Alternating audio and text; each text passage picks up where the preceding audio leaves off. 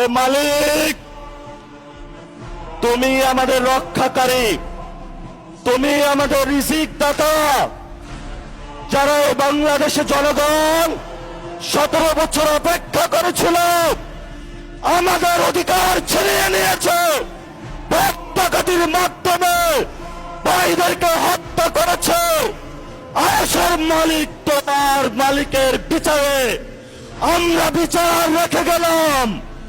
তুমি তাদের দৃষ্টান্তমূলক শাস্তি বাংলার মাটিতে জনগণের সামনে করবে। আমরা আজকে তোমার মসজিদের সামনে বিচার রেখে গেলাম। বাংলাদেশের মানুষ হতাশ হবেন না। লা তাহজান, ইন্নাল্লাহা মানা। আল্লাহ আমাদের সাথে আছেন, শক্তিমান, ভয় নাই, জয় করব আমরা ইনশাআল্লাহ। দ্বিগুণ